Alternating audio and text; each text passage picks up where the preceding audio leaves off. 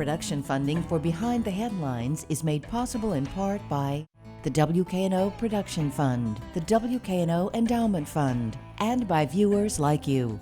Thank you. Priorities for the new County Commission tonight on Behind the Headlines.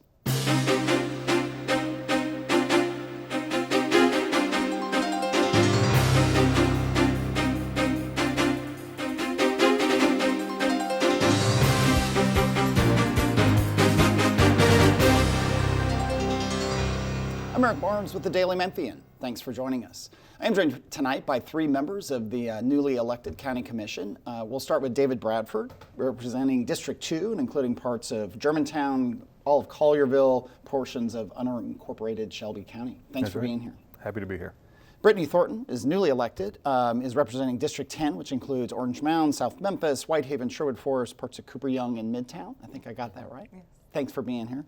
And Mickell Lowery is chairman of the commission, District 8, including downtown Memphis, parts of North Memphis, South Memphis, Fraser, and Central Gardens. I think I have that right. Okay. And Bill Dries is a reporter representing all of Memphis for the Daily Memphian. But I do like to include I know it's a little long-winded, but the districts are so odd sometimes and drawn strangely, and it's helpful when I remember to do that. So thanks for everyone's patience and thanks for your patience. I'll start really just briefly, if you would, just talk as we go into this new session. Britney is newly elected. You were just reelected, I believe, correct. David, and I don't think we're up. Or were you up? Were you just reelected? I was chairman? just reelected. You were as too. well. Okay. As everyone knows, 13 years of doing the show, I get very confused about the election cycles, and I apologize. But it's good to clarify. I'll start with you as chairman, and for each of you, just briefly, your priorities as you go into this new term for the commission, and where you all need to be focused and where you can have an impact. Sure, there's a lot there. First, let me say I'm honored to be chair of this commission. It's the most diverse commission that we've ever had in the history of Shelby County Board of Commissioners, with 7 women this year. You think about that, there was 3 last year.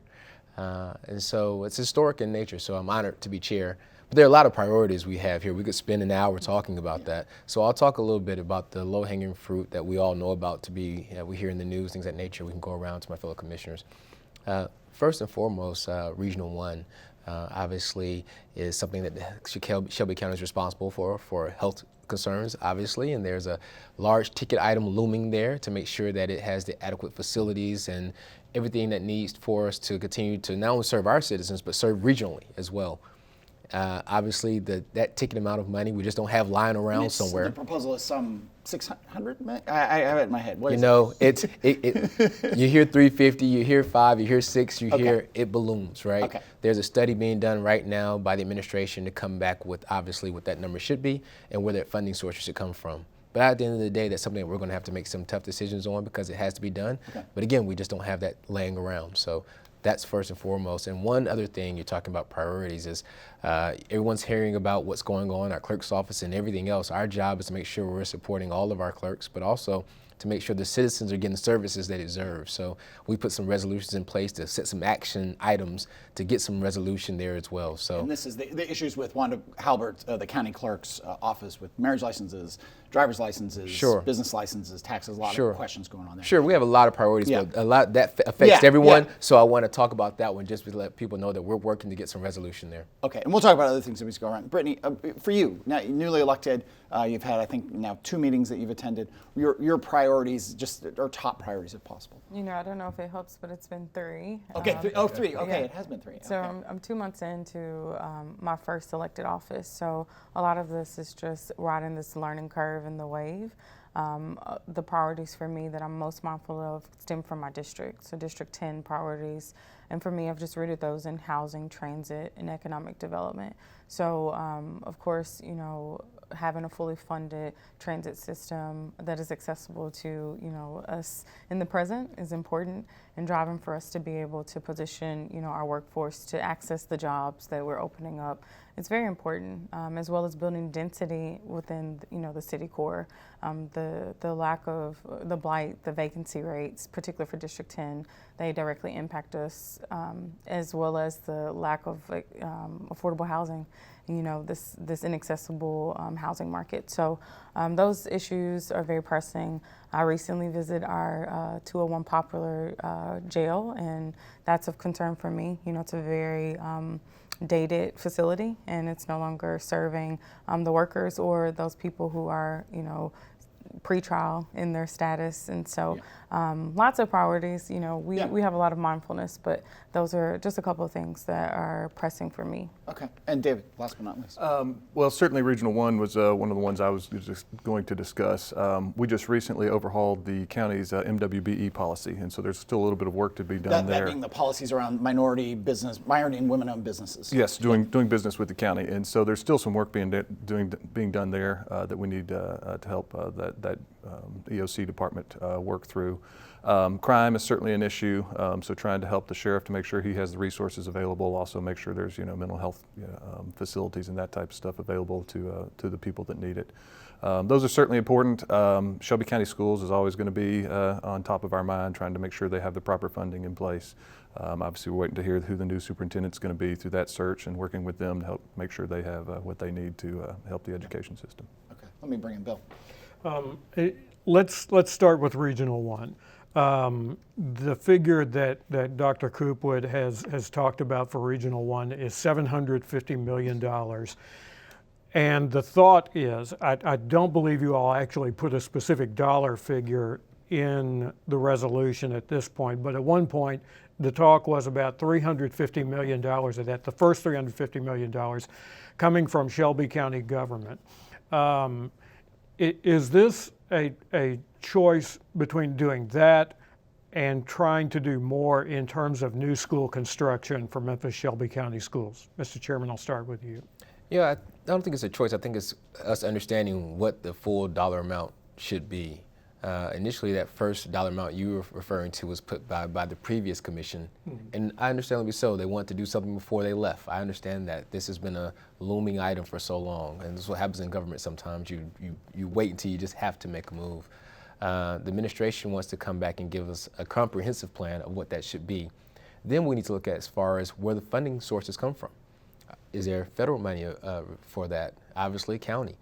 Are there items where the city should be responsible for some items? So I think we need to look at the whole comprehensive plan to understand what the full dollar amount is, and then that way we can go to the taxpayers and say, this is what we have to do going forward. Just for those not as close to this as we are, that number from 350 to now 750 is 100% capital improvement, construction and building, or is that also increase in the operating expense and operating spend of Regional 1? The most of what it's talking about is CIP, which is capital improvement. We already fund the operating budget of somewhat $30 million every year. That's our responsibility. So we're funding the operation. So I don't want anybody to misconstrue that. Right. Operating funds. This is overhaul, updating, expanding, what facility. Okay. Basically a new Again, just for those regional exactly. one. Go ahead. Exactly. All right. And Commissioner Bradford put you on the spot here. So even though you're awaiting the study, I think most commissioners are probably doing a mental inventory of what kind of sources do we have to fund capital improvements. Where do you think the money, whatever the amount is, might come from?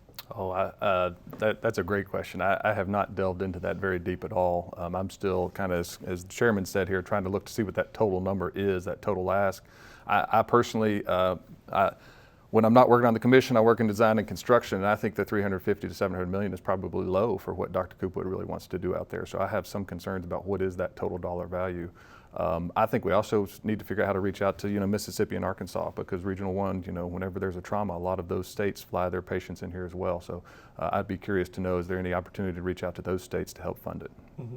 Commissioner Thornton, this is a huge dollar figure, whatever the dollar figure is, for a commissioner just arriving on the commission. What's your thought about how this works in terms of setting priorities?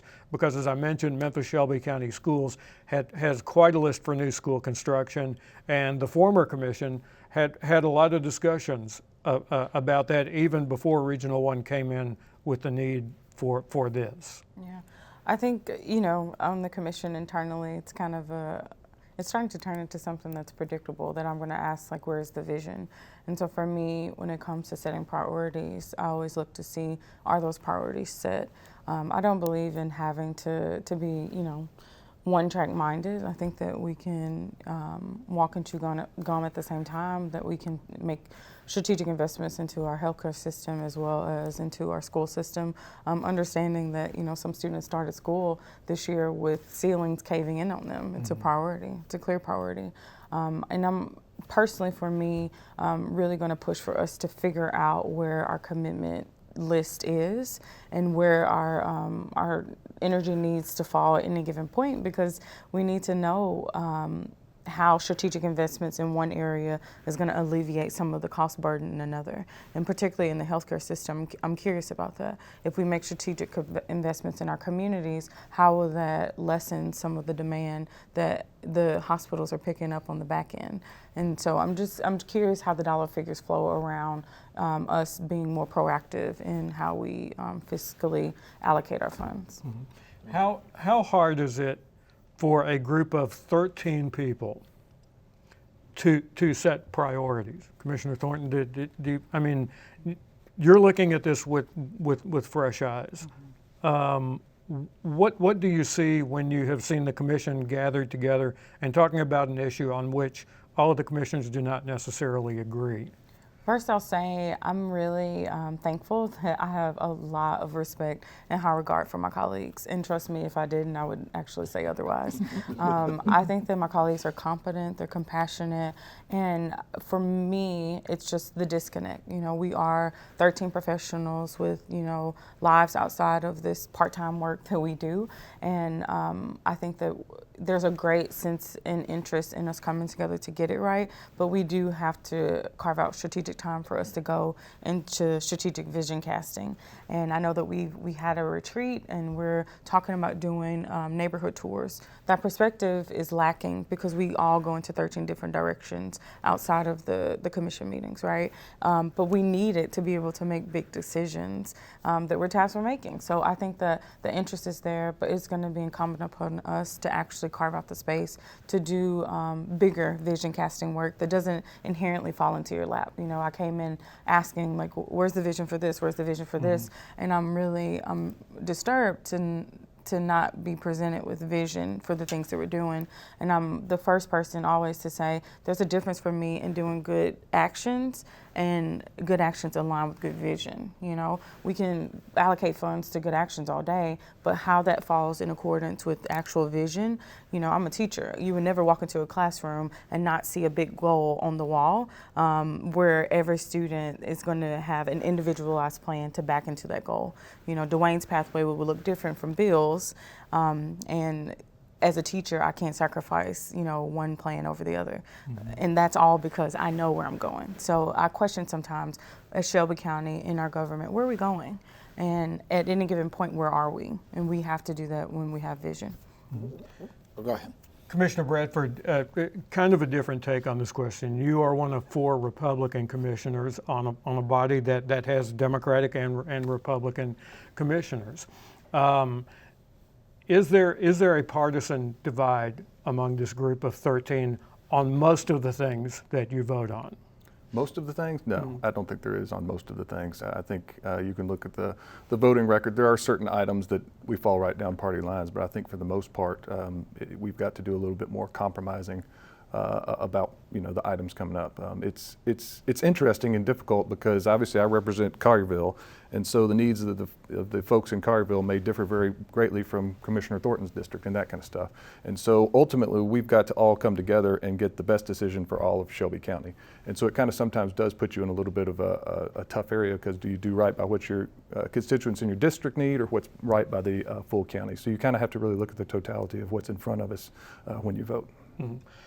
Mr. Chairman, you have perhaps a unique perspective on this because you run the meetings. You run the agenda, all the organization that goes into the meetings and the committee sessions. What do you see when you see this group of 13 people sitting around the table as opposed to the previous commission? Well, when you have so many new members, you get a lot more questions and why do we do this and why was that done, which is a good perspective. People aren't bashful about wanting to know issues and wanting to know questions and holding people accountable. So I think that's fresh. That's a fresh perspective as opposed to the previous term when you had a lot of returning commissioners who probably knew the business and probably knew the business of government, and probably some of the new commissioners at the time, like Commissioner Bradford and I were, probably sitting in the background doing a lot of listening and to make sure we understood. So I think this gives a fresh perspective. I think that everyone is on notice in a good way from the administration and the public that this body is going to ask the questions, the tough questions that need to be, and they're not going to be ashamed about it. And at the end of the day, we're trying to do what's best for Shelby County. We're trying to do what's best for our individual districts. And I think that's refreshing. What are you looking at in terms of budget season? Is this going to be a difficult budget season? Is this going to be a walk in the park, or are they ever a walk in the park? I was going to say, Bill, there's never been, since I've been there, this budget season that's a walk in the park. But that's what the process is designed for. The process is designed for the administration to give us their budget, to have their priorities. It's for us to take a look at, obviously, as well, to see where there are other priorities that come into play for us as well. There are clerks and every other body that we're responsible for funding that wants more. The school system is going to want more. Regional 1 wants more. Everyone wants more. At the end of the day, we wish we could do it all. We can't be everything to everyone. But we have to determine where the priorities are, what's good for now and what's good for later. So no, it's not going to be a walk in the park. Our last budget meeting ended at 1:45 a.m. Hopefully we don't take that long, but if we need to, that's what we're going to do.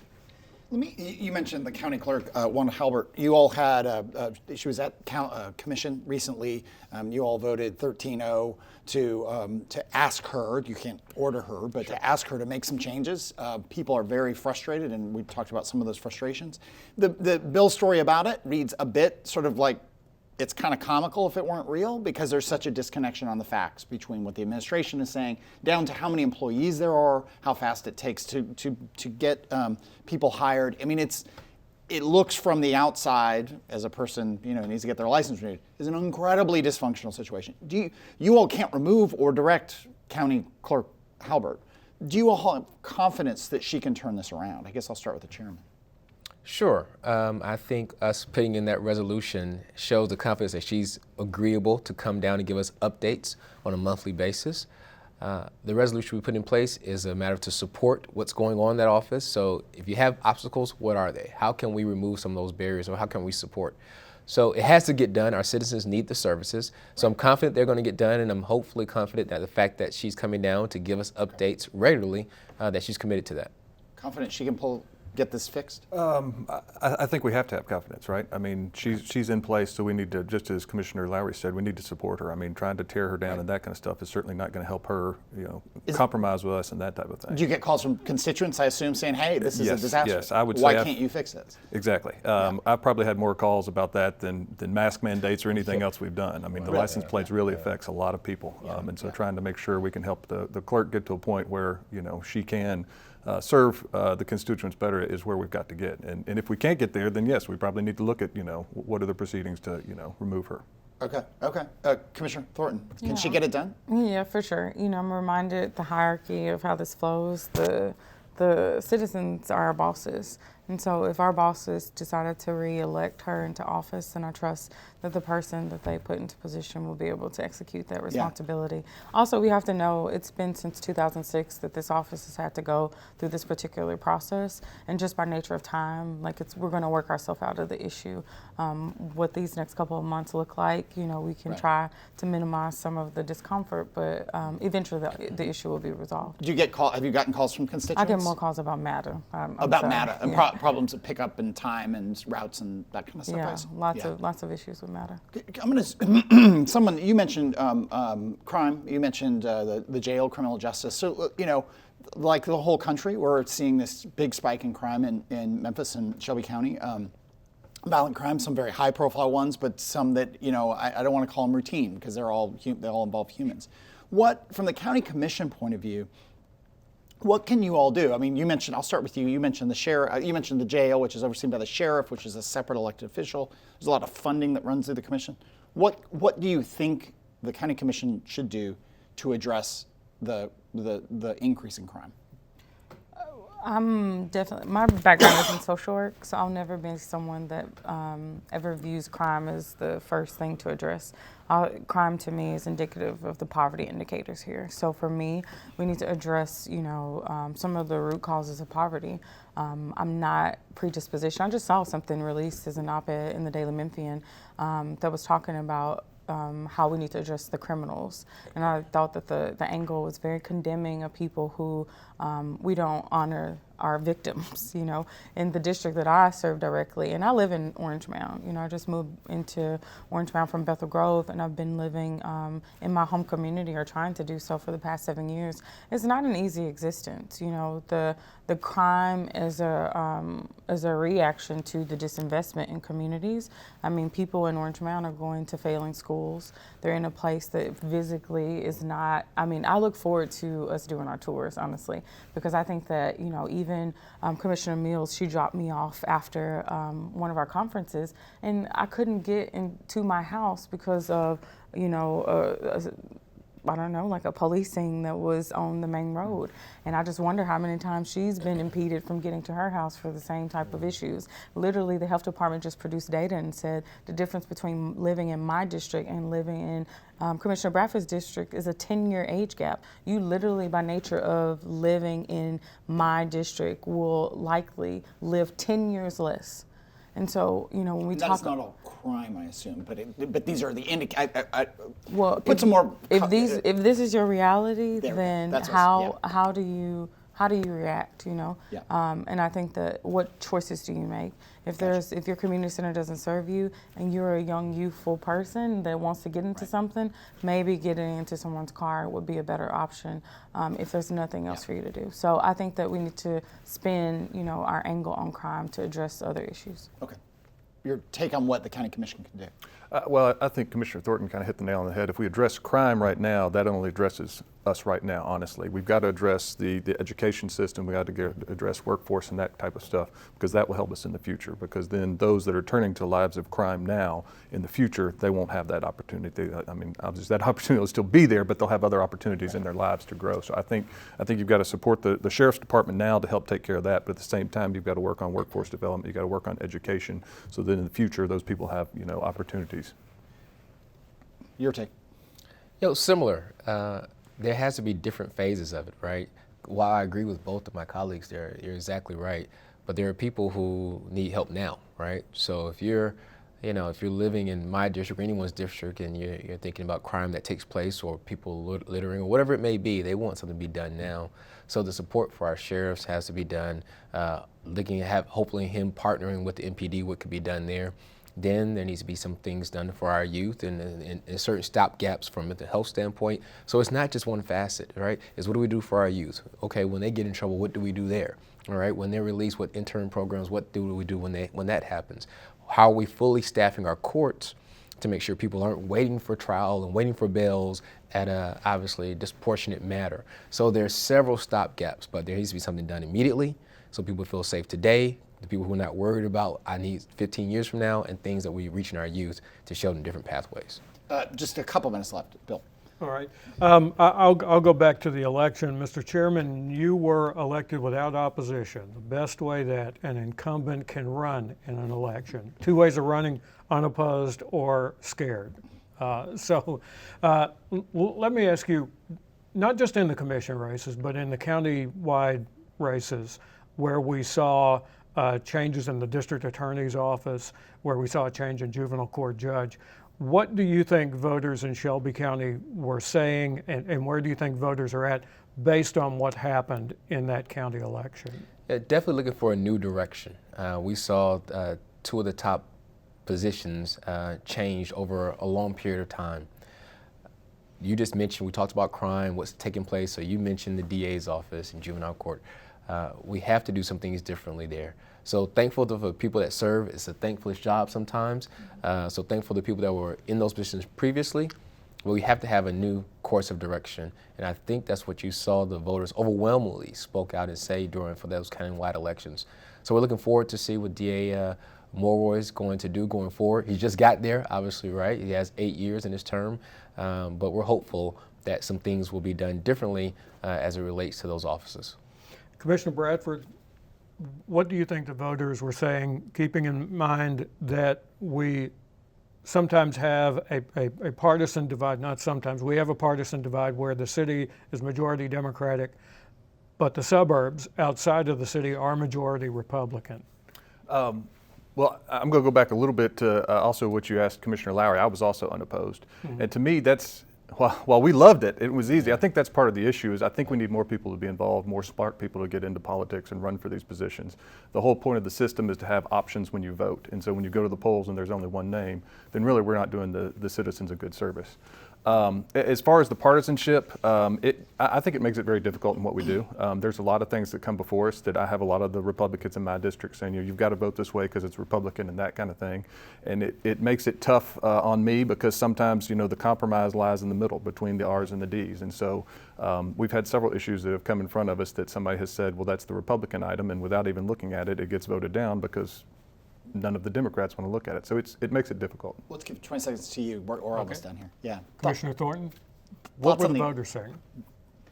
What are the voters saying? What were the voters saying in the election? I mean, I think the voters are saying we're impacted and we understand it, which is a big statement here because we don't cultivate our voters. And so for that message to resonate, it's personal. Yeah. Sorry to step on you and just leave you a couple seconds there. Thank you for being here. Thank you both for being here. We'll have other county commissioners on over the course of the next months, and appreciate you guys being here. That is all the time we have this week. If you missed any of the show, you can get the full show on WKNO.org, or you can find it on YouTube or the Daily Memphian site. You can also download the full podcast version of the show, iTunes, Spotify, wherever you get your podcasts. Thanks. We'll see you next week.